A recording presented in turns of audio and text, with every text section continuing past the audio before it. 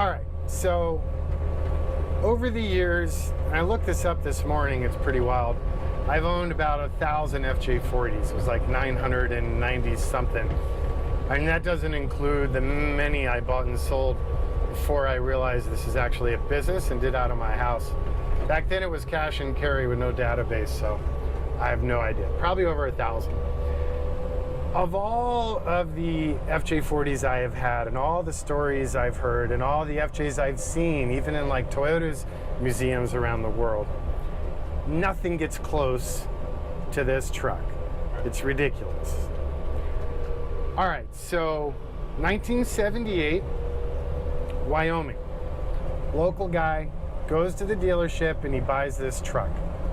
He drives it through to the end of the summer and then he packs it away. But I don't mean packs it away like puts it in the garage, packs it away.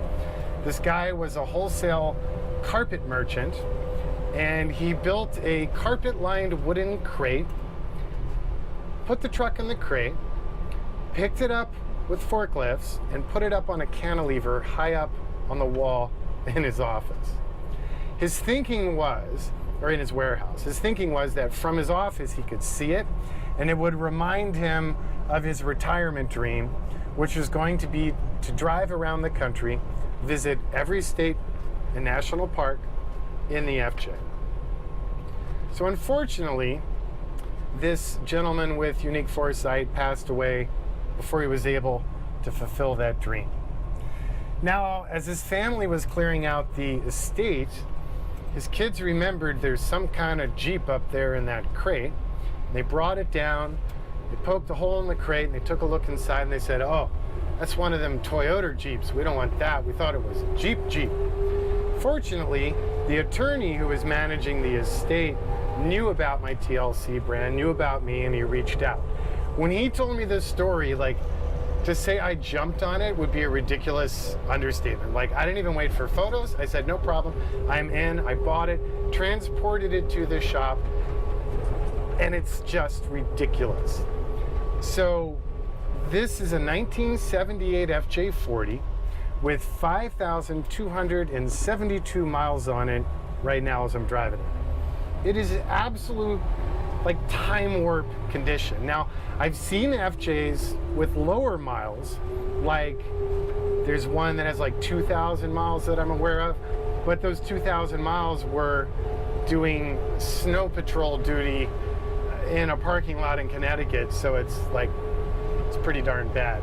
But to see one with this kind of hyper original miles in this just pristine condition just blows your mind, you know? So it's a 78, it's a US spec truck. It still has all the emissions equipment on it. It is as delivered by Toyota when new. The only things that I am aware of that have been changed on this truck include the rubber seal on the hardtop, the tires, the battery, and the fuel filter. Now, we've dialed it in, we've done some minor service work, brought it out of its slumber, but we're hyper careful to use all the original parts. Now, I sold this truck to a good friend and client, I think back in 2000, and he added it to his FJ collection. And unfortunately now he needs to sell it because he's selling that property and trimming down. Now, that's unfortunate for him, but fortunate for us, right? I mean, I don't even know where to start. You know, let's start with, it's a US spec truck. So I'm seeing a lot of Land Cruisers come into the market right now. I would argue the majority of them in the market are non-USA models. So they're from Japan or Australia, Central South America. But be careful there, because if you live in California, Colorado, New York State, many states, they're not smog legal. So that's a disaster, because even the head on the motor, it doesn't even have the drilled sections to receive the smog part, so it's not like you can just add them. And also next to impossible to find if you could add them, because so many people lack the forethought and threw them all away over the years. So as a US spec truck, that means it has power assisted disc brakes, disc in the front, drum in the rear. It has the full synchro 4-speed manual tranny with the part-time 4-wheel drive 2-speed transfer case. It has the more evolved 2F engine with the better carburetor, the US spec carb. This truck, the only other thing I almost forgot that we added at our previous client's request was air conditioning. But again, we were careful to add the AC that is totally non-invasive, so functionality is killer, but if it bugs you, it's easily removed and the truck can be returned to stock, no harm, no foul. But it's nice to have. In fact, I'm blazing it right now. You just don't find them like this. The reality of a restoration to this caliber, it would cost more than the value of this truck currently. And as we all know, they're only original once, so it's just, you can't reproduce it.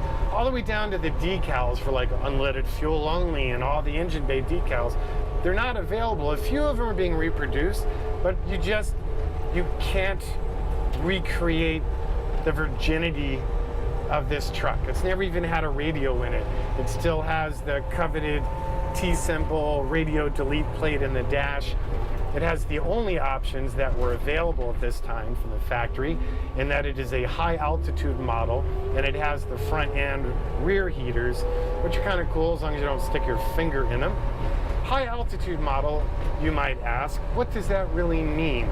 Well, it means next to nothing. Supposedly the jets and the carburetor were different, but I've never felt the difference. And then you have these groovy little black plastic thingamajiggers on the dash, and when you have the heater or defrost mode going, air is routed to them, and they clear that section of your window so you can actually see your rear view mirrors.